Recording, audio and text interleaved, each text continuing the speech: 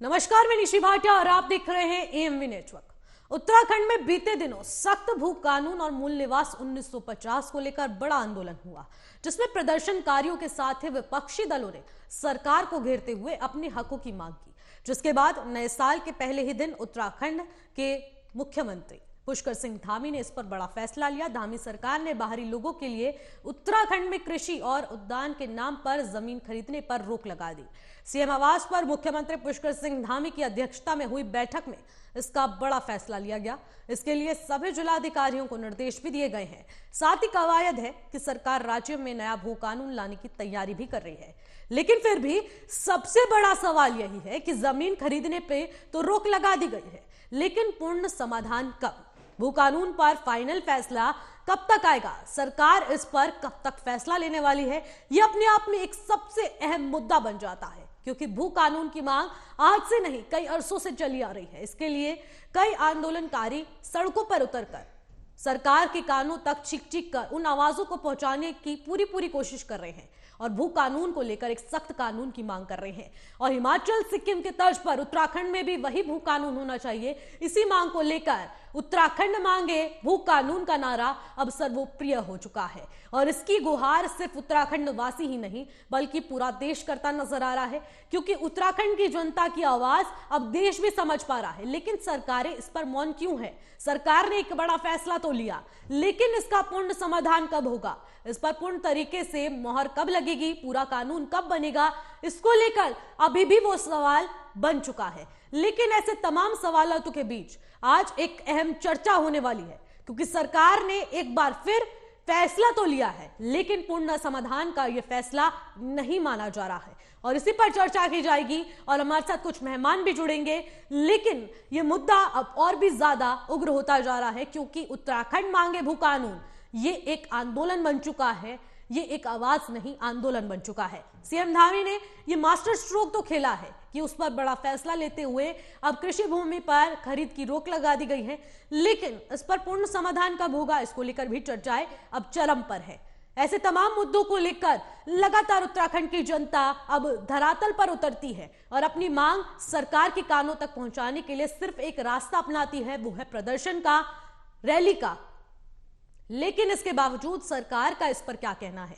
पहले युवा बेरोजगारी पर अब धरना प्रदर्शन चलता रहा। मूल निवास का मुद्दा हर रोज सरकार के कानों तक पहुंचाने के लिए रोज जनसभाएं होती हैं और रैलियां निकलती हैं। धरातल पर उतरकर, सड़कों पर उतरकर आंदोलनकारी चीख चीख कर वो आवाजें लगाते नजर आते हैं। लेकिन सरकार का इस पर क्या कदम है, वो बहुत जरूरी हो जाता है। और आज इसी पर चर्चा के लिए हमारे साथ कुछ मेहमान भी जुड़ चुके हैं। चलिए आपका परिचय करवाते हैं। हमारे साथ मौजूद है बीजेपी प्रवक्ता नवीन प्रशाली, कांग्रेस प्रवक्ता शीशपाल सिंह और भू कानून को लेकर लंबे समय से मांग उठा रहे मूल निवास भू कानून समन्वय संघर्ष के सह संयोजक लुसुन टोडोरिया। आप सभी मेहमानों का बहुत बहुत शुक्रिया हमारे साथ जुड़ने के लिए। लेकिन सबसे बड़ा सवाल नवीन जी आपसे ही बनता है। सरकार ने एक अहम फैसला लिया है और वो बहुत ही अहम फैसला है कि अब जमीन की खरीद पर रोक लगा दी गई है, लेकिन इस पर पूर्ण तरीके से कानून कब बनेगा, ये सवाल अभी भी है। देखिए, जैसे कि हमने कहा कि हमारी सरकार माननीय मुख्यमंत्री धामी जी के नेतृत्व में उत्तराखंड के सभी मुद्दों का समाधान करने के लिए चरणबद्ध तरीके से काम कर रही है और इसी दिशा में एक अहम फैसला धामी जी ने लिया है। जो भू कानून की दिशा में हमने कमेटी बनाई है, प्रारूप कमेटी बनाई है, जब तक उसकी रिपोर्ट नहीं आती तब तक भी कोई गड़बड़ी ना हो, इसलिए मुख्यमंत्री जी ने सख्त निर्देश देते हुए यहाँ पर कृषि और उद्यान के नाम पर बाहरी लोगों जो जमीन खरीदने की कोशिश करते थे और डीएम के अधिकार जो थे उस क्षेत्र पर उन्होंने थोड़ा सा अंकुश लगाते हुए एक बहुत ही सख्त फैसला लिया है और उसकी सभी जगह तारीफ हो रही है। प्रदेश की जनता उससे खुश है। लेकिन जहां तक भू कानून की बात है तो बहुत जल्दी ही एक अच्छा भू कानून यहां पर आएगा, क्योंकि प्रारूप समिति बहुत तेजी से एसीएस राधा रतूड़ी जी के नेतृत्व में अपना काम कर रही है और बहुत जल्दी ही उत्तराखंड के शहीदों का जो सपना है उसके अनुरूप हम इस प्रदेश को बनाने जा रहे हैं। और माननीय मुख्यमंत्री धामी जी का भी संकल्प है कि 2025 तक उत्तराखंड इस देश का अग्रणी राज्य बने और उत्तराखंड का जो मूल आचरण है उसके संरक्षण के लिए, इस हिमालय के बचाव के लिए भारतीय जनता पार्टी कटिबद्ध है और संकल्पित भाव से काम कर रही है। तो बहुत जल्दी ही एक एक करके आप देखेंगे कि सरकार सारे मुद्दों को सुलझाते हुए नजर आएगी। शीशपाल जी, धामी सरकार ने बड़ा फैसला लिया है। जमीन खरीद पर धामी सरकार ने रोक लगा दी है। सरकार की इस 2024 लोकसभा चुनाव से पहले इस मास्टर स्ट्रोक को किस तरीके से देखते हैं आप? निशित जी, कौन सा मास्टर स्ट्रोक और कौन सा बड़ा फैसला, ये मैं समझ नहीं पा रहा हूं। 2004 में राज्य गठन के बाद पहला भू कानून राज्य में आया और उसके तहत ये फैसला हुआ कि 500 वर्ग गज जमीन से ज्यादा राज्य से बाहर का कोई व्यक्ति यहां पर जमीन नहीं ले सकता है। और 2018 में उसके बाद जो संशोधन त्रिवेंद्र सरकार ने किए, उसके बाद राज्य में जमीन की लूट की खुली छूट देने का जो है उसमें प्रावधान किया और उसका जमकर के दुरुपयोग हुआ। तो सबसे पहले तो वो निरस्त होने चाहिए। उन फैसलों को सरकार वापस लेगी, तभी जो है राज्य में जो सख्त भू कानून की मांग है उस पर सरकार कदम आगे बढ़ाई। और आपको देखा कि भू कानून की मांग कोई पहली बार यहाँ नहीं हो रही है।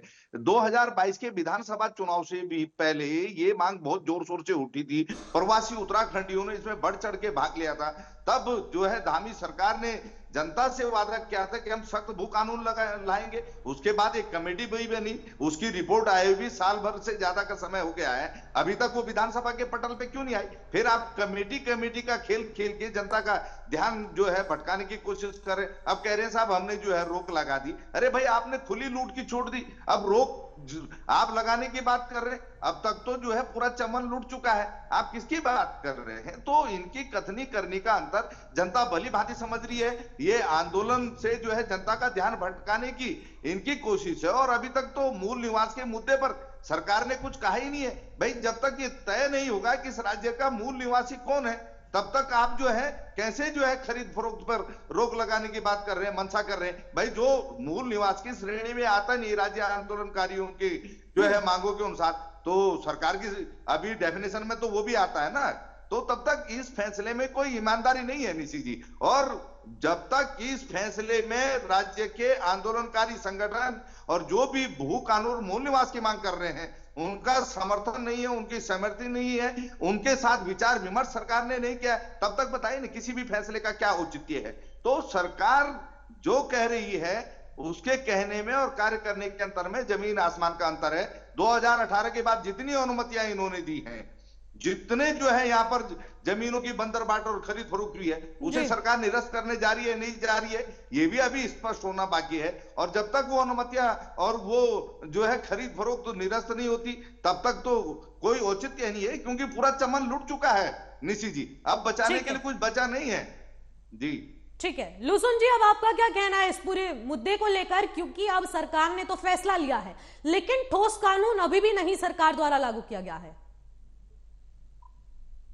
देखिए निशी जी, ये जो बोला जा रहा है कि ये एक मास्टर स्ट्रोक है, ये केवल आंदोलन से ध्यान भटकाने की उत्तराखंड सरकार की कोशिश है।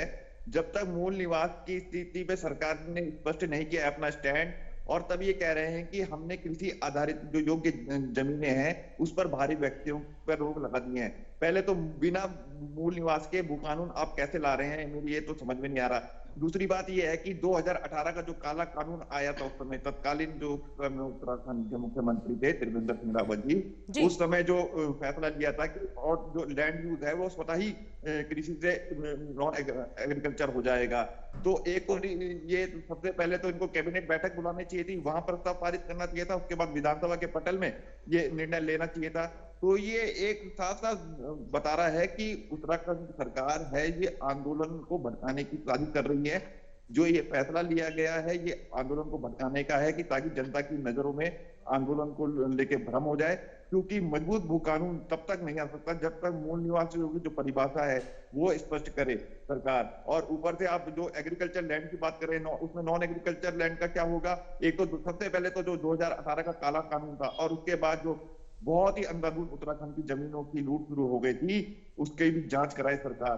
तो लगातार जो उत्तराखंड में इस समय जो जनता का जो आक्रोश है वो जब तक नहीं खत्म होगा, जब तक कि उत्तराखंड की सरकार मूल निवास के मुद्दे पर अपना स्टैंड स्पष्ट करे और उसके मूल निवास के मुद्दे को लेकर पहले तो मूल निवासी की परिभाषा बताए सरकार। क्योंकि अस्थायी निवासी जो उत्तराखंड में अभी भी रह रहा है वो भी जमीन खरीद रहा है और लगातार पूरे उत्तराखंड की जमीनों में कब्जा कर रहा है। तो लगातार ये मूल निवास के मुद्दे से भी ध्यान भटकाने की कोशिश है, और बिना मूल निवास के मजबूत भू कानून आ ही नहीं सकता, इस पर उत्तराखंड सरकार ये भी समझ ले।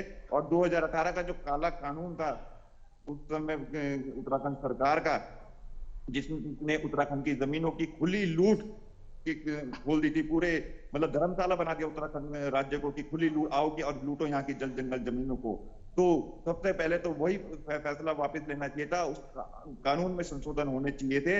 और ये तो एक अस्थाई इन्होंने फैसला दिया हुआ है, ये कभी भी गुपचुप तरीके से इस फैसले को भी वापस ले लेंगे, उत्तराखंड की जनता को पता नहीं चलेगा। ये सोच रहे हैं कि इस फैसले से हम इसको मास्टर स्ट्रोक बता के 2024 के लोकसभा चुनाव में बहुत बड़ी तारीखें होंगी और हम 2024 के चुनाव में आगे बढ़ेंगे। परंतु उत्तराखंड सरकार ये समझ चुकी है जनता का आक्रोश देख के कि वो बैकफुट पे आ गई है, और उत्तराखंड सरकार को समझना चाहिए उत्तराखंड में मजबूत भू कानून के लिए सबसे पहले तो वो मूल निवासी की भी स्थिति अपनी स्पष्ट कर दे, और जो मजबूत भू कानून है उसके लिए विधानसभा में भी प्रस्ताव लाए, कैबिनेट में प्रस्ताव लाए, उसके बाद विधानसभा में अध्यादेश बनाए। नवीन जी, आपकी पॉलिटिक्स साफ तौर पर लोग देख पा रहे हैं, आंदोलनकारी भी देख पा रहे हैं, भू कानून की मांग जो लगातार उठा रहे थे वो आपकी पॉलिटिक्स का पूरा प्लान जान चुके हैं कि कहा जा रहा है 2024 लोकसभा चुनाव को मद्देनजर रख अब ध्यान भटकाने के लिए आप ये फैसला लेकर आए हैं जिससे कि आंदोलनकारियों का ध्यान भटके और आप 2024 लोकसभा चुनाव में अपना मेन फोकस रखें और फिर जीत जाए। और निश्चित जी ऐसा बिल्कुल भी नहीं है। आप देखिए, मैंने कहा कि इस जो जनहित की सरकार है, जनता की आवाज को सुनती है, जनता से सीधे सरोकार रखती है, उसमें कोई राजनीति की आवश्यकता किसी की नहीं है, कोई विपक्ष की आवश्यकता नहीं है। राज्य की जनता के हित को ध्यान में रखते हुए राज्य सर्वोपरि की भावना से सरकार डिसीजन ले रही है। और ये भी जो निर्णय है वो निर्णय धामी जी का बहुत ही अच्छा निर्णय है, राज्य के हित में है, राज्य की जनता के हित में है, और उसी निर्णय को ध्यान में रखते हुए सारा कार्य हो रहा है, क्योंकि जनता की सरकार है, जनता के लिए काम करना है। अब जहां तक बात राजनीति की है तो राजनीति ठीक है, विपक्ष राजनीति करेगा या जो भी उसमें मीन मेक आएगा। अगर सरकार का कोई एक स्टेटमेंट आता है तो नया कानून बनता है, नया नियम बनता है, तो पुराना अपने आप स्वतः खत्म हो जाता है। लेकिन नवीन जी, साफ तौर पर बात तो इसीलिए आंदोलनकारी लगातार मांग यही कर रहे हैं कि भू कानून बने, ना कि भू कानून पर फैसला है। भू कानून की मांग की जा रही है, मूल निवास की मांग की जा रही है। मूल निवास के बिना आप भू कानून पर फैसला सुनाते हैं, ये कैसे संभव है? देखिए, भू कानून और मूल निवास दो अलग अलग मुद्दे हैं, लेकिन एक साथ मुद्दे जुड़े हुए हैं। आप देख सकते हैं कि धामी जी जब नियुक्त हुए थे उसी वक्त उन्होंने एक कमेटी बैठा दी थी इस मामले पर विचार करने के लिए, और कमेटी ने अपनी रिपोर्ट 80 पृष्ठ की दे दी है। और अब उस रिपोर्ट को पढ़ने के लिए, उस पर फाइनल अनुशंसा के लिए, समीक्षा के लिए एक प्रारूप कमेटी उसमें निर्देशन में, तो आप देख सकते हैं कि एक सीनियर आईएएस ऑफिसर है, उत्तराखंड की बेटी है, उत्तराखंड के मुद्दों को समझती है, और मुख्यमंत्री जी ने साफ निर्देश दिया है कि इसमें एक बड़ी जन सुनवाई की जाए और सभी विशेषज्ञों को इसमें शामिल किया जाए, ताकि कोई भी इसमें मीन मेक ना निकाल पाए और एक अच्छा भू कानून, एक अच्छा मूल निवास यहाँ का बने। तो एक व्यापक तौर पर सरकार उसमें काम कर रही है और बहुत जल्दी ही इसमें तेजी से काम हो रहा है। बहुत जल्दी एक अच्छा भू कानून और एक अच्छा मूल निवास यहाँ पर आएगा, और इस मुद्दे का पूरा तरह से पटाख से हो जाएगा, जो हमारे हित में जरूरी है, इसलिए सरकार काम कर रही है। अब इसमें कोई भी राजनीति नहीं। देखिए, सरकार तो 24 घंटे काम करती है, चुनाव भी अपने अपने चरण में आते रहते हैं। अब उसको आप किसी भी तर्क को, एक तर्क को दूसरे तर्क से काटना बहुत आसान है। लेकिन मैं ये बताना चाहता हूं उत्तराखंड की जनता को कि देवतुल्य जनता से ये निवेदन है कि आपकी सरकार जनता जनहित की सरकार है, आपके द्वारा बनाई हुई सरकार है, आपका जनादेश प्राप्त है, उस जनादेश का सम्मान सरकार रख रही है और सारा काम आपके हित में कर रही है। और ये फैसला जो आया है वो भी आपके हित में है। बहुत जल्दी एक भू कानून और एक मूल निवास कानून उत्तराखंड को मिलेगा, और जो शहीदों का सपना था उत्तराखंड का, उस ओर भारतीय जनता पार्टी की सरकार बढ़ रही है। और बहुत ही जल्दी 2025 तक, जैसे मैंने कहा कि माननीय मुख्यमंत्री जी का लक्ष्य है कि इस प्रदेश को अग्रणी राज्य बनाना, वो लक्ष्य हम प्राप्त करके रहेंगे जनता के सहयोग से। बिल्कुल। शीशपाल जी, अब आप क्या कहेंगे इस बात को लेकर, क्योंकि अब धामी सरकार ने तो बड़ा फैसला ले लिया है। इसके बाद कहा जा रहा है कि अब आगामी लोकसभा चुनाव को मद्देनजर रख नहीं, ये सरकार ने वैसे ही बहुत बड़ा फैसला लिया है, ये सब विपक्ष का काम है जो इसको एजेंडा बना रही है, और इसी के मुताबिक अब चुनाव लड़ने की तैयारी विपक्ष करेगा। देखिए निशी जी, भाजपा के प्रवक्ता अजीब सी बात कर रहे थे कि साहब यहाँ पर जो है जनता की चुनी हुई सरकार है, लोकप्रिय सरकार है, जनहित में फैसले कर रही है। आप बताइए, 2018 में जनता की चुनी हुई सरकार नहीं थी, लोकप्रिय सरकार नहीं थी, उसके फैसले जनहित में नहीं थे। अगर वो फैसले उन्होंने गलत लिए तो उसके लिए भाजपा को और भाजपा की सरकार को दोनों को माफी मांगनी चाहिए, जिससे उत्तराखंड में जमीनों की लूट की खुली छूट मिली। और क्या क्या उस कानून में हुआ निशी जी, मैं आपको 1 मिनट समझाना चाहूंगा। गैरसैंण को तो आप जानते होंगे, राज्य की जन भावना की राजधानी है। वहां पर कोई व्यक्ति जो है जमीन नहीं खरीद सकता था, वहां पर जमीन की खरीद फरोख्त पर रोक थी, उस रोक को भी हटाने का काम इन्होंने किया। गैरसैंण तक में जमीनों की लूट की छूट इन्होंने दी, और यहाँ उद्योग के नाम पर आप कितनी भी जमीन ले सकते हैं। आप राज्य में ये कानून है कि 12.5 एकड़ जमीन एक किसान रख सकता था, यानी 260 नाली। इन्होंने 2018 में संशोधन करके वो जो है सीमा भी हटा दी। आप कितनी भी जमीन जो है उद्योग के नाम पर जो है यहां पर खरीद सकते हैं। और उसके बाद धामी सरकार ने एक संशोधन किया कि अगर उद्योग नहीं लगे कोई बात नहीं, क्योंकि पहले कानून ये था कि 3 साल के अंदर अगर जिस प्रयोजन के लिए भूमि खरीदी गई वो प्रयोजन पूरा नहीं हुआ, अगर उद्योग वहां पर नहीं लगे तो वो जो है अनुमति वो राज्य सरकार में निहित हो जाएगी, वो जमीन राज्य सरकार में निहित हो जाएगी। लेकिन अब संशोधन के बाद वो राज्य सरकार में निहित नहीं होगी, आप उसका दूसरा भी प्रयोग कर सकते हैं। और जमकर के भू माफिया इस संशोधन का लाभ उठा रहे, जमीन जो है खुर्द-बुर्द की जा रही है। तो आपने जो है जो ये काले कानून पास किए, और आपको लैंड यूज जो है चेंज कराने की भी जरूरत नहीं है, स्वतः ही जो है आपका लैंड यूज उद्योग में परिवर्तन हो जाएगा 2018 के कानून के अनुसार। तो ये काले कानून जब तक निरस्त नहीं होंगे, सरकार उसके लिए माफी नहीं मांगेगी, कहेगी हाँ भाई गलत कदम था। आप कह रहे हैं कि साहब गलत तरीके से भ्रमित करने की कोशिश कर रहे हैं। 2018 में जनहित के लिए फैसले नहीं ले रहे थे, कहां से बोल रहे हैं बातें? 2018 में भी आप जनविरोधी फैसले ले रहे थे।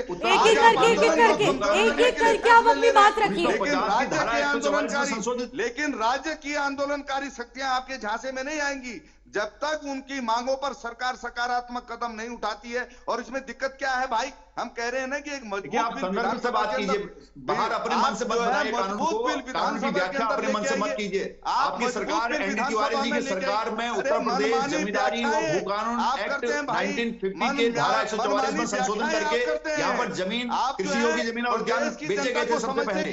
वहीं से ये सारा मूल एक करके आप अपनी बात रखिए। एनडी तिवारी जी की सरकार में पहला भू कानून इस राज्य के अंदर आया, और उसमें यह फैसला हुआ कि 500 वर्ग गज जमीन से ज्यादा कोई भी बाहर का कृषक यहां पर जमीन नहीं ले सकता, क्योंकि जो लोग यहां पर नौकरी कर रहे थे, जो पीढ़ियों से रह रहे थे, तो मकान बनाने के लिए आवश्यकता होती है। खंडूरी सरकार ने उसमें संशोधन करके उसको जो है 250 वर्ग गज कर दिया। तो जो पहले आधे बीघे में जमीन मकान बना रहा था, वो बाद में 250 गज में जमीन में मकान बना रहा था, उससे बहुत फर्क नहीं पड़ा। लेकिन 2018 में ये लूट की छूट आपने क्यों दी भाई? जनता इसका जवाब चाहती है, और आंदोलनकारी उसी पर जो है आपसे जवाब चाह रहे हैं। आप उस पर जो है गोलमोल जवाब दे रहे हैं कि साहब हमने ये रोक लगा दी, वो रोक लगा दी, लेकिन ये नहीं बता रहे हैं कि ये जो है कड़ा बिल हिमाचल की तर्ज पर कब आएगा, कब उससे कड़ा जो है बिल हिमाचल में भी उद्योग लाएंगे, हिमाचल में भी उद्योग लगते हैं। देखिए किसी राज्य के आसपास के राज्यों से हिमाचल का तुलना नहीं करनी, हम उनसे भी आगे जाने की हमारी सरकार कोशिश कर रही है। कारण ही हुआ है, वहां पर भी उद्योग लगे हैं, वहां पर भी उद्योग लगे हैं, लेकिन वहां पर कोई भी उद्योग लगाना चाहता है कांग्रेस इस उत्तराखंड में नसीहत दे रही है, वो उसमें नहीं होगा। ठीक है, जब तक वो उसमें सहभागी नहीं होगा तब तक बिना रेफरेंस के नहीं लगा सकता। अपने मन से बनाकर उसकी व्याख्या कर रहे हैं। अरे व्याख्या तो आपकी सरकार कर रही है, आपकी सरकार कर रही है मनमानी व्याख्या। आपको पता नहीं, आपको एनडी तिवारी जी की सरकार में संशोधन हुआ था, उत्तर प्रदेश जमींदारी और भू कानून एक्ट 1950 की धारा 144 में आपकी सरकार ने संशोधन किया था, और यहाँ पर उद्यान और कृषि के नाम पर जमीनें दिलाई थी लोगों को। वहां से ये जड़ है, ये विवाद वहां से शुरू हुआ है। क्या बात वहीं पर कर रहे हैं तो नहीं होता, लेकिन हमारी सरकार इसको रोक रही है। हमारी सरकार भू कानून लाएगी, हमारी सरकार राज्य में एनडी तिवारी जी की सरकार लेके आई, नहीं और 500 वर्ग से ज्यादा जमीन कोई नहीं खरीद सकता था। आप क्या बात कर रहे हैं? 2018 के संशोधन में आप घिर रहे हैं, तो आप उसमें बोलना नहीं चाहते। आदेश दे तो दिया, उसका स्वागत क्यों नहीं कर रहा? उत्तराखंड की जमीनों को नुकसान ने जो आदेश दिया, क्या वो स्वागत योग्य नहीं है? आप क्यों राजनीतिक रोटी सेक रहे हैं उसमें? क्यों राजनीति कर रहे हैं? क्यों जनता को आप बरगला रहे हैं? इस प्रदेश की जनता प्रबुद्ध जनता है, जनता ने जनादेश दिया है, मुख्यमंत्री जी ने उसका सम्मान करते हुए जनता के प्रति जवाबदेही सरकार की है, और एक सख्त भू कानून लाने की प्रक्रिया में सरकार यहाँ पर है, और उसका एंट्री आदेश यहाँ पर दिया, उसका स्वागत करना चाहिए विपक्ष ने। अरे अब कमेटी की जरूरत क्या है? साल भर पहले रिपोर्ट आ चुकी है कमेटी की। कमेटी की रिपोर्ट आ जाएगी, जब 80 पृष्ठ की रिपोर्ट है, उस रिपोर्ट को ठीक है शीशपाल जी, ठीक है, लुसुन जी, जिस तरीके से सरकार के फैसले को लेकर हम लगातार चर्चा कर रहे हैं, तो क्या सरकार द्वारा आपसे बातचीत की गई थी, सहमति दी गई थी कि तभी इस फैसले को लिया गया है? क्या बातचीत हुई आपकी सरकार से? क्या सरकार ने इस फैसले से पहले आपसे बातचीत की है इस मुद्दे को लेकर? देखिए, हमारी कोई बातचीत नहीं हुई है सरकार से। उत्तराखंड सरकार को क्या पता नहीं है कि उत्तराखंड का जो मूल निवासी है वो किन मुद्दों पर आंदोलन कर रहा है? इतनी जो संख्या में, ये आज से भू कानून आज का मुद्दा तो है नहीं, और मूल निवास आज से जुड़ा मुद्दा तो नहीं है। लगातार कई वर्षों से इसकी मांग हो रही थी। तो उत्तराखंड सरकार भली बात ही जानती है कि उत्तराखंड का मूल निवासी क्या चाहता है उत्तराखंड सरकार से। और उत्तराखंड सरकार अगर हमारी मांगों को अनसुना कर रही है, तो ये उत्तराखंड सरकार भी सोच ले कि लगातार जो 24 दिसंबर को सड़कों में जो भीड़ आई थी, जो आक्रोशित लोग आए थे, वो इसलिए आए थे कि उनके अधिकारों पे लगातार 22 वर्षों से कुठारघात हुआ है। 23वां साल है, 24वें साल में अब हम पहुंच गए हैं इस राज्य के। 23 सालों तक जो कुठारघात हुआ है, उसका जो आक्रोश था, स्वतः स्फूर्त जो भीड़ आई, वो इसलिए आई कि उनको जो उत्तराखंड का जो मूल निवासी है, उसको लगातार कुठारघात उनके अधिकारों पे हुआ जा रहा है। और इसी का आलम था। हम बोल रहे हैं कि जो उत्तराखंड का मूल निवासी हो, उसको उद्योगों में, वो उत्तराखंड की जमीनों का मालिक होना चाहिए। उसको उसी की जमीन से बेदखल करने की सुनियोजित साजिश चल रही है। और जो 2018 में जो काम, मैं बार बार 2018 इसलिए कहूंगा कि 2018 का ही काला कानून था, जिसकी वजह से उत्तराखंड में एक सुनियोजित साजिश शुरू हो गई उत्तराखंड के मूल निवासियों को उनकी जमीनों से खदेड़ने की। उनके जल जंगल जमीन के जो अधिकार थे, उसको धीरे धीरे धीरे करके खत्म किया गया, ताकि उत्तराखंड का जो मूल निवासी है वो अपने ही राज्य में अल्पसंख्यक होने की कगार में आ जाए। उत्तराखंड का जो मूल निवासी हो, उसको उद्योगों से लेके विभिन्न रोजगार में उसको उसमें अपनी सहभागिता, प्रतिनिधित्व का अधिकार है। क्या इसलिए 42 लोग उत्तराखंड में शहीद हुए थे? आज भू कानून की बात हो रही है, तो क्या उत्तराखंड सरकार ने, हम तो चलो आंदोलन कर रहे हैं, हम तो यूं हैं, राज्य आंदोलनकारियों से भी पूछा क्या ये जो हम आदेश ला रहे हैं वो सही है या गलत है? कम से कम अब जन सुनवाई की बात हो रही थी, हम भी देखेंगे कितनी जन सुनवाई होती है। नहीं तो उत्तराखंड की जनता भली भांति समझती है, 22-23 सालों से वो उन्होंने भी देख लिया है कि किस तरह से उनके अधिकारों पर लगातार हमले हो रहे हैं। उनको जिस राज्य की अवधारणा के लिए, जो पर्वतीय क्षेत्र का जो अवधारणा थी, उसके लिए जो राज्य बना था, वो लगातार अपनी अवधारणा से अलग भटक रहा है। तो जनता जानती है और जनता जवाब देगी। जनता ऐसे भी जवाब देगी कि अगर उत्तराखंड की सरकार ये बोले कि हमने एक बहुत बढ़िया कानून लगा दिया है, तो अगली रैली में जो देहरादून में भीड़ हुई, उससे भी दुगनी भीड़ होगी और जनता बताएगी कि तुम्हारा कानून सही है या नहीं है। तो अभी तो ये कानून की तो बात हो ही नहीं सकती। प्रस्ताव में कह रहे हैं, अभी तो कैबिनेट प्रस्ताव में आए, फिर उसके बाद विधानसभा के पटल में आए। तो लगातार ये जनता को भरमाने की कोशिश ना की जाए। 23 सालों से जनता ने देख लिया है, त्रस्त हो चुकी है कि किस तरह से उनके जो मूल निवासियों के जो अधिकार थे, उनका जो अस्तित्व पर मंडरा रहा संकट है, वो धीरे धीरे करके किस तरह से उत्तराखंड राज्य और उसमें जो मूल निवासी है वो लगभग आईसीयू में हो गया है, निशी जी। और इस समय उत्तराखंड राज्य जो इस राज्य में आंदोलनों का इतिहास रहा है, चाहे वो कुली बेगार सत्ता के खिलाफ बागेश्वर में आंदोलन हुआ था, उसके बाद गढ़वाल विश्वविद्यालय के लिए आंदोलन हुआ था, चिपको आंदोलन ऐतिहासिक आंदोलन है, राज्य आंदोलन पूरे विश्व का एक क्षेत्रीय आंदोलन है, बहुत बड़ा क्षेत्रीय आंदोलन है। और आज जब जनता ने देखा कि किस तरह से हमारे अधिकारों पे कुठारघात हो रहा है, लूट तो लुसुन जी, क्या लगता है आपको 2024 लोकसभा चुनाव आने के बाद क्या ये जो बड़ा फैसला धामी सरकार ले रही है वो बाद में बदल जाएगा? ये सिर्फ चुनावी ढोंग है? जी बिल्कुल, मुझे तो यही लगता है, क्योंकि ये एक अस्थायी फैसला है, ये कोई स्थायी फैसला तो है नहीं। तो ये लगातार आंदोलन को कमजोर करने की साजिश है। हमें नहीं पता लोकसभा चुनाव से पहले ये क्या सोच रहे हैं, क्या नहीं सोच रहे, परंतु हमें स्थायी फैसला चाहिए, हमें अपने अधिकार चाहिए, हमें मूल निवासियों का प्रतिनिधित्व चाहिए, हमें मूल निवासियों के लिए रोजगार चाहिए, और हमें अपने जंगल जमीनों पे अपने अधिकार चाहिए। और अगर हमें अधिकार नहीं मिले तो पूरे प्रदेश भर में, जिला मुख्यालयों में, ब्लॉक मुख्यालयों में, हर जगह उत्तराखंड की जनता आंदोलन करने के लिए आगे आएगी। ठीक है नवीन जी, फाइनल कमेंट आपसे लेना चाहूंगी। अब सरकार इस पर कब ठोस कानून बनाने वाली है? क्योंकि आंदोलनकारी लगातार भू कानून की मांग कर रहे हैं, लेकिन आपने 2024 लोकसभा चुनाव से पहले बड़ा फैसला लेकर अब आंदोलनकारियों को भटकाने का एक बहुत अच्छा निर्णय लिया। लेकिन ये सब तर्ज कब खत्म होगी? कब इसको लेकर एक बड़ा कानून बनाया जाएगा हिमाचल सिक्किम की तर्ज पर?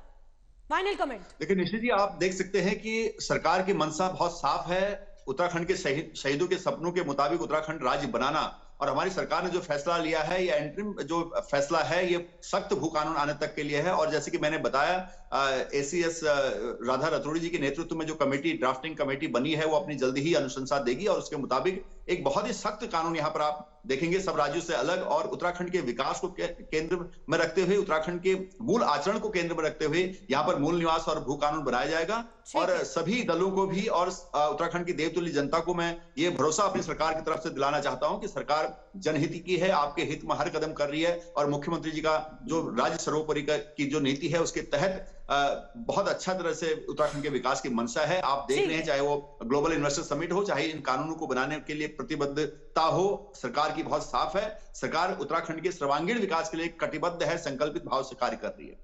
बिल्कुल, बहुत बहुत शुक्रिया आप सभी मेहमानों का हमारे साथ जुड़ने के लिए, क्योंकि लगातार यही मुद्दा अब सबकी जुबान पर चढ़ चुका है कि भू कानून कब बनेगा, कब इसको लेकर सरकार अब पूरी तरीके से सतर्क नजर आएगी और कब इस पर वो अहम कानून बनता नजर आएगा, हिमाचल की तर्ज पर तो वहीं सिक्किम की तर्ज पर। और इसी कानून की मांग को लेकर आंदोलनकारी जो कई लंबे समय से इस कानून की मांग करते हुए सड़कों पर आंदोलन कर रहे हैं, आज उनके इस जीवन में क्या बदलाव देखने को मिलेगा, जो उत्तराखंड का मूल निवासी है उसकी जिंदगी में इस भू कानून की क्या अहमियत है, सरकार इस पर कब तक निर्णय लेगी, ये अपने आप में बड़ा सवाल तब तक बना रहेगा जब तक सरकार भू कानून नहीं बना देती। फिलहाल मेरे साथ बस इतना ही। देश और दुनिया की तमाम बड़ी खबरों के लिए देखते रहिएगा एएमवी नेटवर्क।